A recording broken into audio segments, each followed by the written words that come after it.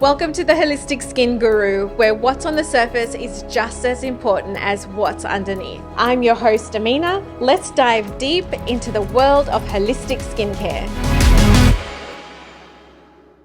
Hi guys, and welcome back to another episode of the podcast.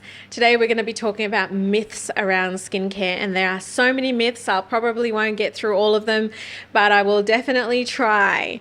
So one of the myths that we came across was more products equal better results.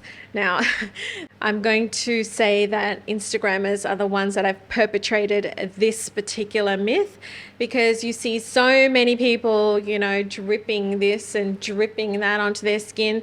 And first of all, they're wasting product because they're using so much of it. You only really need one little drop. You don't need that much for your face. More products equals better results? Not necessarily. We like to keep it simple, and you need to get a professional skin diagnosis or professional skin consultation so you know what's going on in your skin, so that we can tailor the products that you use at home to what's going on in your skin. Now, this makes more sense. It makes complete sense to me, and I can never understand why people self-prescribe and then go round and round and round in circles trying to fix something that they clearly don't know how to fix. And someone said the definition of insanity is doing the same thing and expecting different results. Ditch everything, come and see a professional and let us guide you. That's what we're here for. Use us, use our knowledge, and let us give you the best advice for your skin, tailored for you. So more products doesn't equal better results. A lot of people seem to think that expensive products are better. And yes, we've been obviously marketed to believe that. And in some cases, ingredients are more expensive. The better ingredients are more expensive. And so you pay a little bit extra for really good product. But it doesn't have to cost the earth. And I watched something recently, so don't quote me on this, but they went back to a product which is a very high marketing product, a very big brand, global brand. I won't use any names here. But what they did was they actually broke down the ingredients of that particular product, and they found that these ingredients are all very cheap ingredients, readily available, and it just didn't makes sense to the high price tag. I think one bottle was like $200 and something, and it made absolutely no sense. And it was like a 30 ml bottle. So people like us, we understand the ingredients. We understand how it works in the skin. So when you come to us, we're looking at the ingredient technology and how to give you the best results. So, expensive is not always the answer to a better product.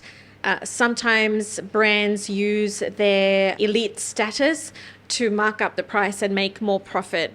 So by coming to a skincare clinic with people who have been trained and have the knowledge in the skincare that they are prescribing, you are better off getting sound advice that way. Now, hyaluronic acid, this is one of my favorite ingredients to use, but some people seem to think it's a miracle ingredient that can cure anything, and it isn't. Hyaluronic acid is actually used as a way to hydrate the skin. It naturally forms in our skin anyway. Extracellular matrix in our skin manufactures hyaluronic acid in the forms that we need it. However, hyaluronic acid, when it's synthetically produced, can be made in different weights and strengths, and this is where there's a price disparity. So you can buy an off-the-chemist shelf product with hyaluronic acid in it, and it's quite cheap. And then you can go and buy another product with hyaluronic acid, and it's very expensive because that hyaluronic acid is it's constructed differently, it's in a different weight.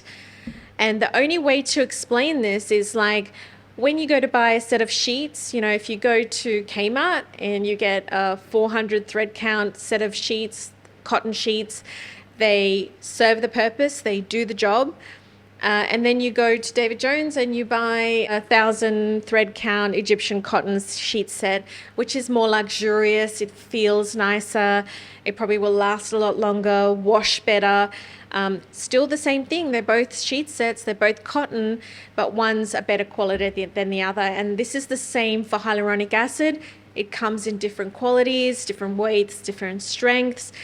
And something important for you guys to know is that hyaluronic acid holds 1,000 times its weight in water. So when it's used in skincare, it needs to be used correctly. And a lot of people don't understand this, and they use their hyaluronic acid serums incorrectly. So what they're doing is they're applying it to a dry skin.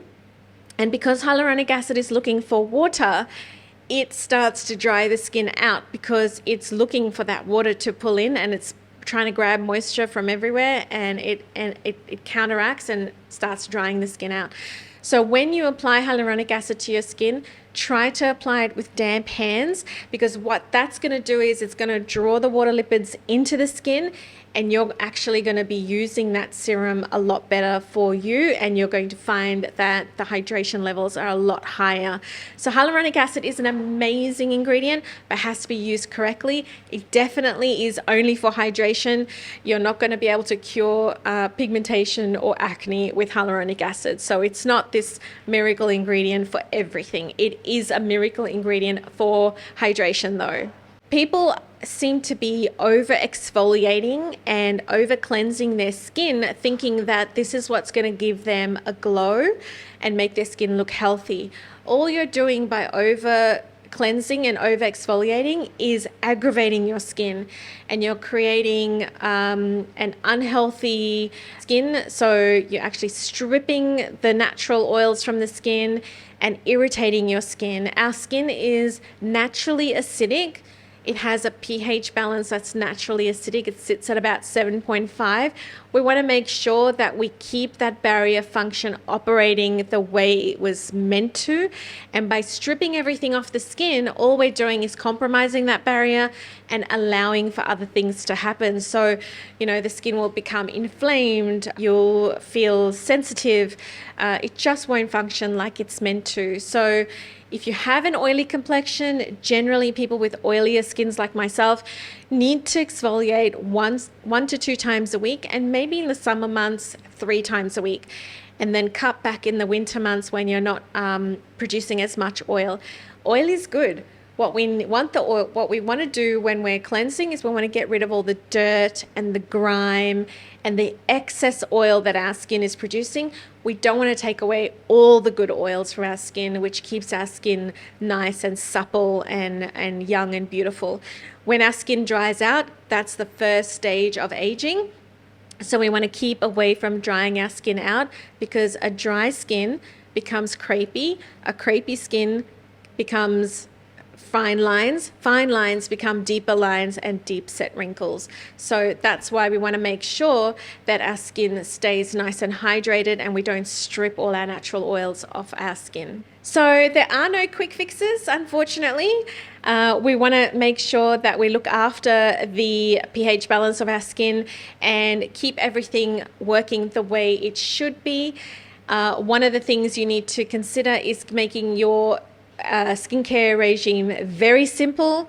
You need a cleanser, you need a serum, you need a moisturizer, a good retinol for your evening regimen, and a very good sunscreen to protect your skin from the UV rays. I hope you enjoyed today's podcast. Remember to give us a 5-star rating on Apple Podcasts and Spotify, and don't forget to leave your comments below. I look forward to serving you on the next episode. If you like this podcast and you love our content, please leave us a review. We are happy to give you a 10% discount. If you would like to come in to experience our salon, just comment podcast in the booking online. The links are below, and I'll see you on the next podcast.